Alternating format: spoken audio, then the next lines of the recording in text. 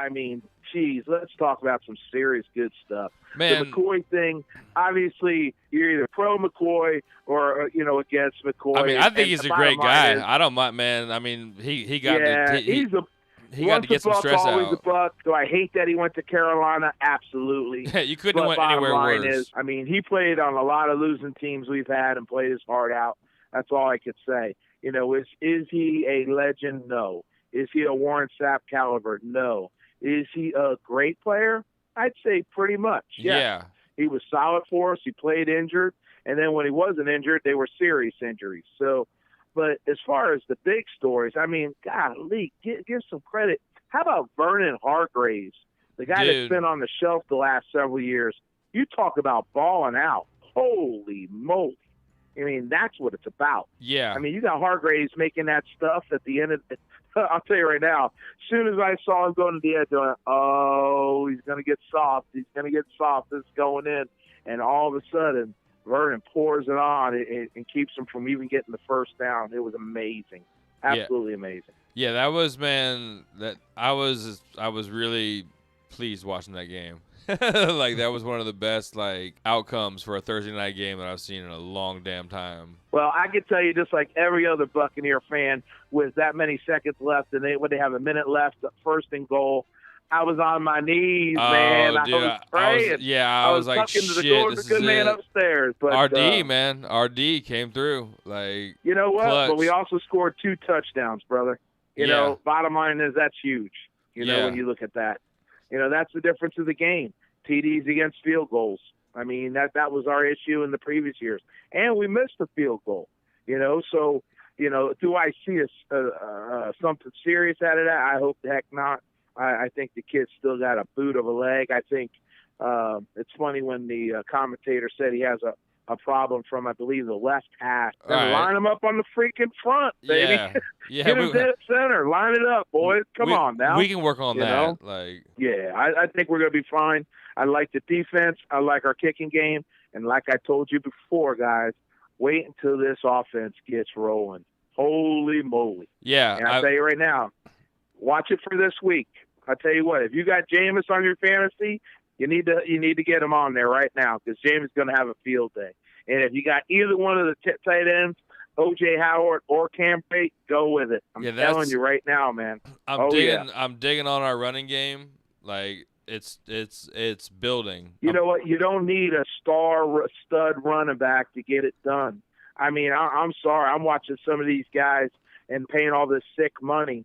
I remember at the very beginning, oh, my God, our offensive line can't hold nothing. They can't do a damn thing. I'll tell you what, they dominated that line of scrimmage against the Panthers. So, hey, when you got a good O-line that's opening up holes and you got wide receivers like Godwin blocking his butt off, I mean, that's going to make a difference downfield where you can gain an extra 10 yards. So I've always been a Barber fan. I think the kid's great. I don't think everybody gives him credit. He's one of those Eric Rhett type players. He's a worker.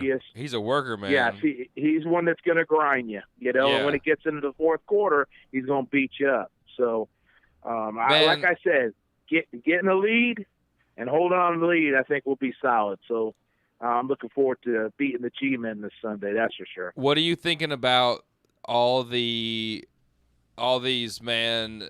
We got all these replay, or not even replay, but like reviews on first downs and reviews on spots now that are like slowing the game down considerably. Yeah. Bottom line is, damned if you do, damned if you don't, right? Yeah. Bottom line, if you left it up originally that the refs call the damn game and you had replay, which you have TV looking at it, and you didn't have to go to the call. Then everybody was bitching because they would have missed or would have gotten the call and maybe changed the game. I mean, obviously, it's all been all front. They tried to do something about it, especially after that New Orleans Rams game, which kept New Orleans going to the Super Bowl. I mean, let's face it, it really did. That's true. It's really like donging up the tempo, man, when you're sitting like... Well, the thing I don't like the offensive, defensive pass interference crap. And I know it's stemmed from that game, but it's almost like nobody knows what the hell is offensive pass interference or defensive pass interference. Yeah. And it's driving us all crazy. So either way, guess what happens? It still comes down to the human element, and whoever decides. So, Yeah.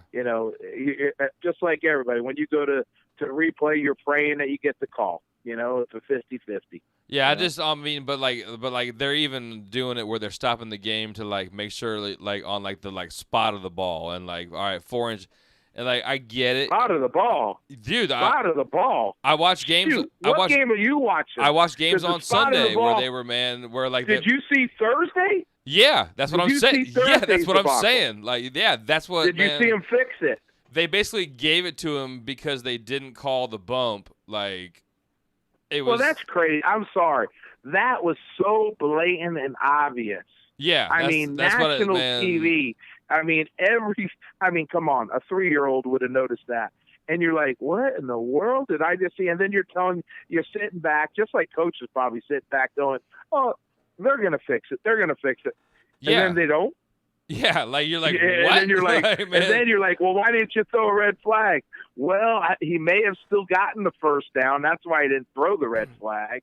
But you think they would at least gone to replay to say, okay, wait a minute, that wasn't marked properly. You know what I mean? So yeah. That was it's like, was anybody watching the game from up above at that time? It's kind of blows your mind a little bit. I just feel like, man, like there's a certain like I like games with like tempo, like man, like they keep going, right? Well, just when there's a lot of stuff that you see in real time, you know, like that's like where they're like, oh, that's the like bang bang, speed kind of thing. But then when you watch it in slow mo, you're like, oh, that looks fucking horrible. But then when you watch it in like normal time, you're like, oh, that really wasn't that bad, dude. Right, kind of right, thing. But like that kind of thing. Or worse yet.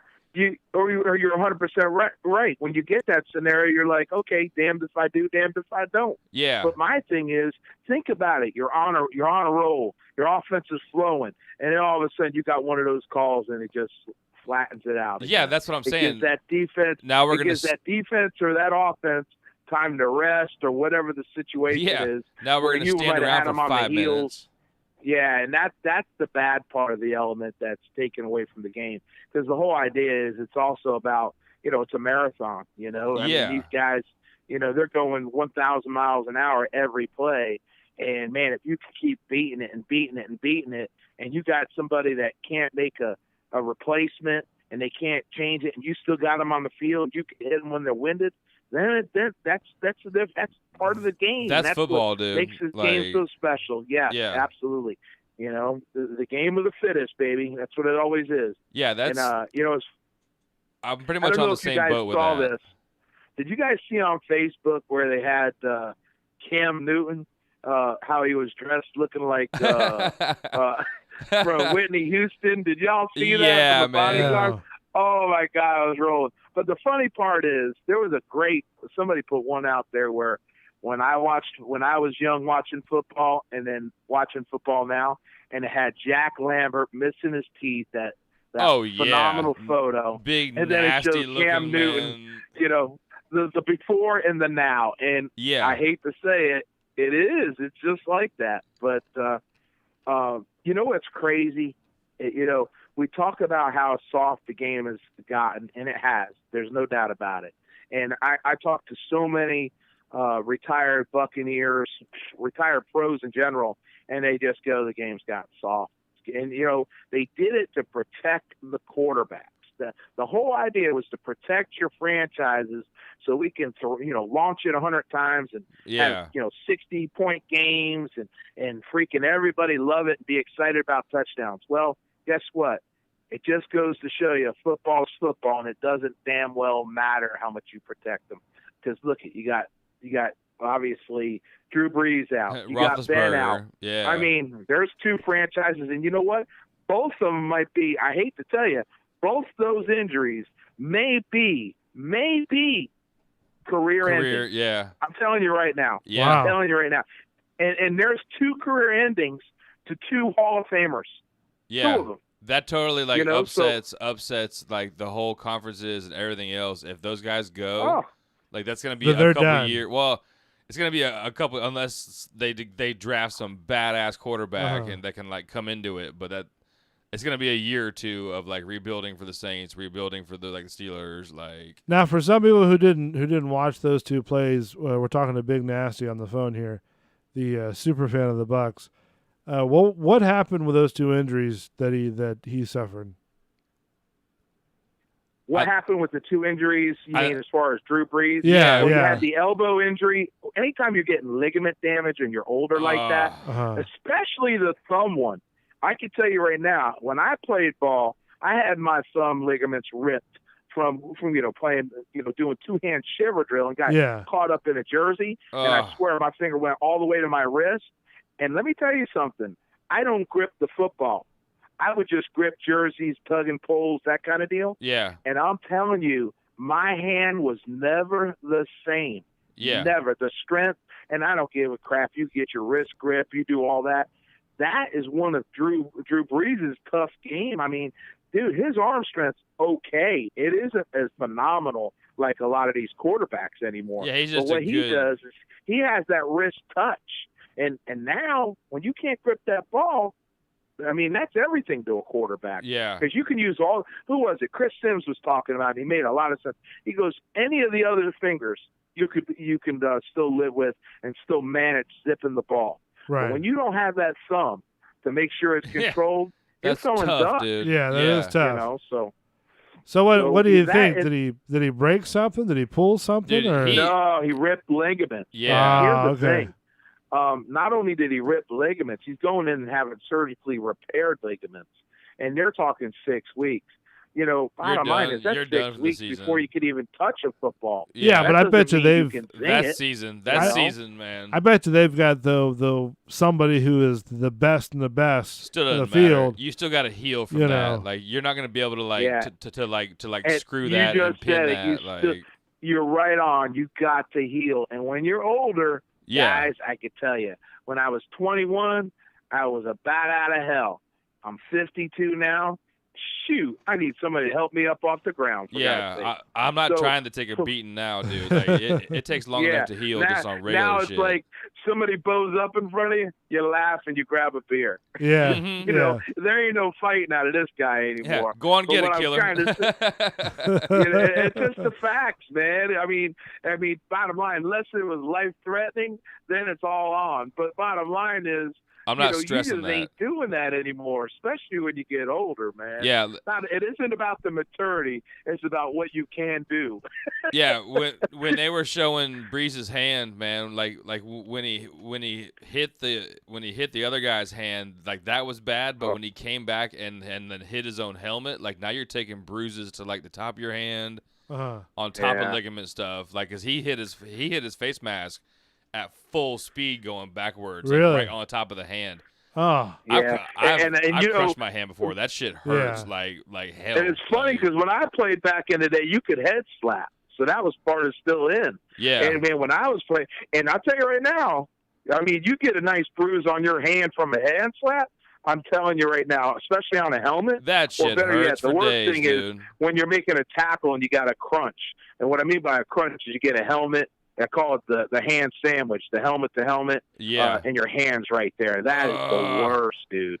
That doesn't go away. That's like you just wrap it up and pray it ain't there anymore. Yeah, that's like hitting yourself with a hammer, dude. Like I've done that before on accident, man, and it sucks. That's all bad, dude. Yeah, it's crazy. It's crazy. I'll tell you though, it's sad to see those two quarterbacks go, but you know what? It did bring in a little life to the NFL. And what I mean by that is, the Cleveland Browns, the Cincinnati Bengals, everybody in the AFC. I know New England's still out there. You know what I mean? Yeah. But for us, it changed the South dramatically. Now, take it in mind, it isn't going to be no cakewalk like a lot of people think it is. Dude, I mean, Falcons D looked kind of good, man, too, a little bit.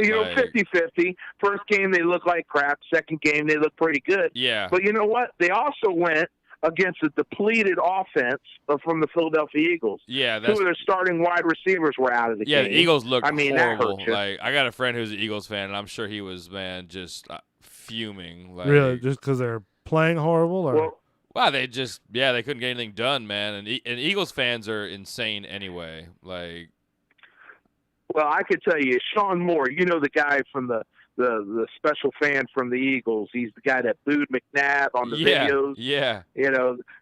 Sean is a real close friend of mine and a real class act guy.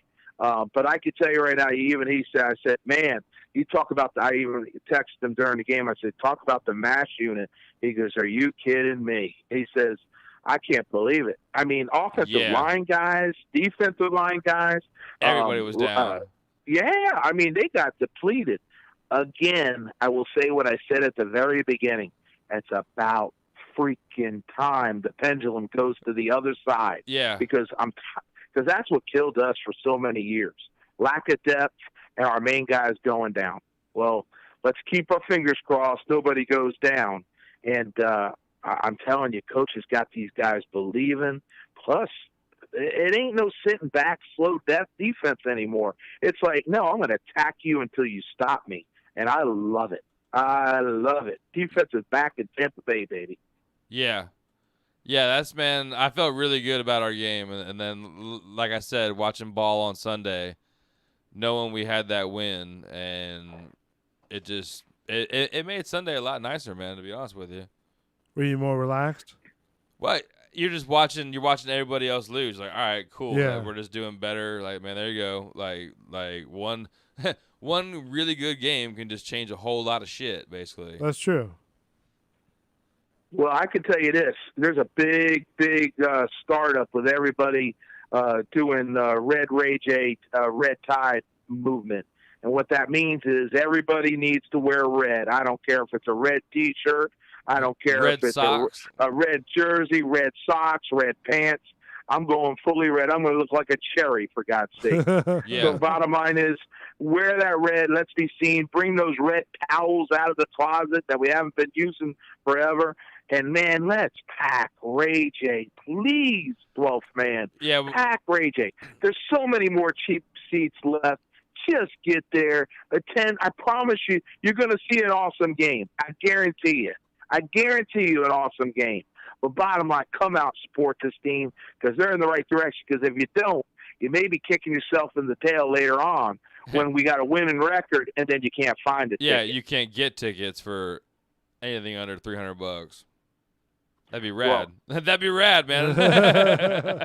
No, well, when you're winning, you're probably right. That means those scalpers that are selling it less than face value. I mean, shoot, right now you're spending $300 for 2 tickets in front row. Yeah, that's face value. Yeah, you're probably getting $600 if you have a winning game coming up. And let's face it, we got some sweet games coming up later on down the road. But bottom line is, my point being, you can get started at $35 a ticket.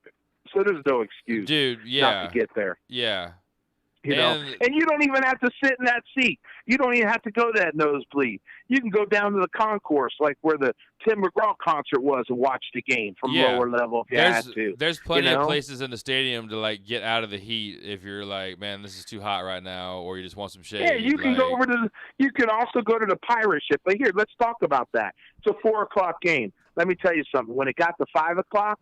That shade was down. Yeah, it was a lot cooler. That's nice. A lot cooler. So, I'm excited, man. I'm telling you, 2-1. I feel strong about it. And then, now we got a strong. We got to go to the Rams away. We got to go to the Saints away. And then the Saints one, man. I have to pack my bags. The Saints one, I feel like we're okay. Like the Rams one. Like, those guys are so, man, everybody's hyped on, Rams still.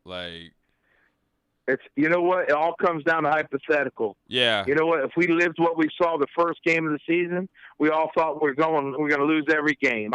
You should have seen Facebook and Twitter and everybody. I've never seen so many jump ship chumps. It was ridiculous. Wow. Oh, yeah. And then all of a sudden, you start winning, and it's funny. All forgotten. Oh yeah. Lord, now I'm back on the ship. I don't care. Jump on that ship. Just keep your butts on the ship and let's make it a battleship, and let's win some games and get to a playoff berth. That's what I want. I like it. They do that for the Lightning too. They have people who are jump ship and come back on. And well, that's sports in general, man. But like Buck stuff, man. I mean, there's still enough of us that are born and raised here that should. Anybody here who's like born and raised here, like should be like at the game or at least like supporting stuff. Oh, I mean, it's your hometown. I come across it's your hometown, dude. dude. But you're so right, bud. I come across it every single game. I'll get, now that I'm older, man, I get a lot of people that come up.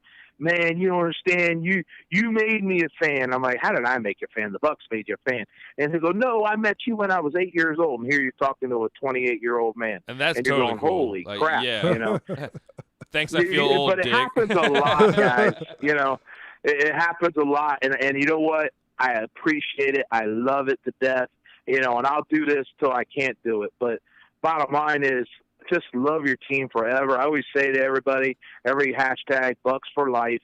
This isn't no part-time gig. This is something you got to do to the day you die. Unless you're not a true fan and you're just what I call, you're a fan, but you're like, I'm a fan when it's convenient. It's the fair weather fan. They're winning. The fair weather they're old winning. School, and what I mean by, what a convenient means, when they're winning, not when it's affordable, because I get that. I understand that not everybody can afford a ticket. But you know what? It doesn't hurt for you to turn on the boob tube and watch it on the TV. I mean, that's absolutely free. How about this? When you're winning, or better yet, when you're not winning, how about this? When it's hot as hell. Yeah. Why not show up? Some of the times, so what? It's hot as Worst hell. thing you get is a sunburn. Big deal. Yeah. You know what? That's not. But, there's plenty of places in the shade. You can go to the bar and go watch it on on like the screens there if you want to like be there. What's really funny, man, like my mom and my stepdad live up like right outside of Maggie Valley in North Carolina. And in Maggie Valley, there's a bar that the owner is from Tampa, and he's the only one that shows Bucs games.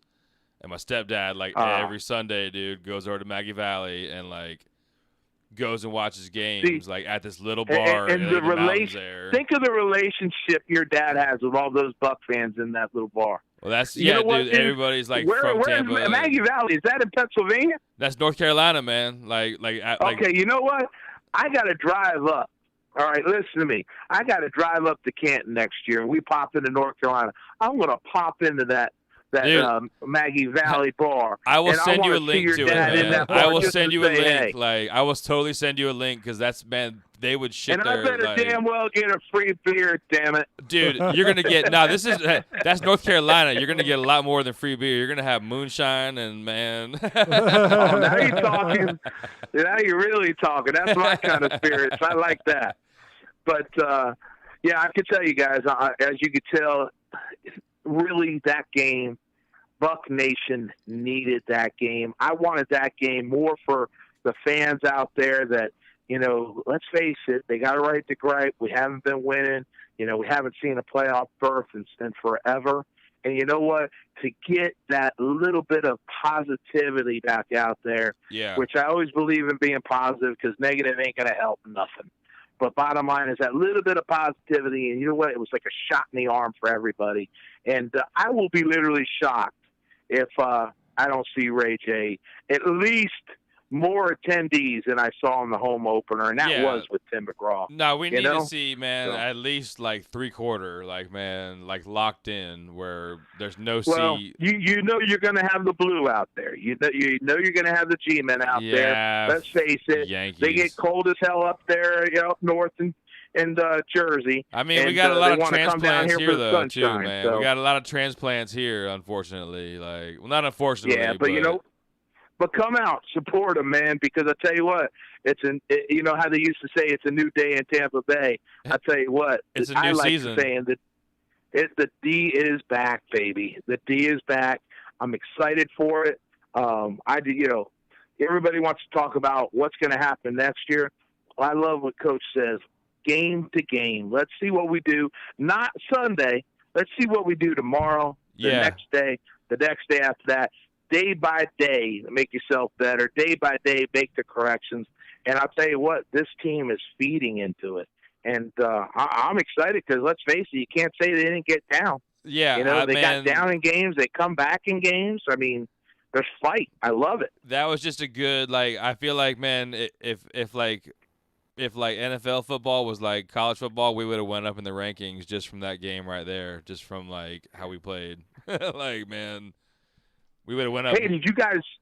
Let me tell you something. The Bucs are going crazy, and I might sound like a huge cheerleader here, but I'm telling you right now. You talk about entertainment. I don't know if you heard about this, but they are having a big thing at the Trade Winds down here in St. Pete, which is my side of the bay. Finally, I love it when they're on my side of the bay.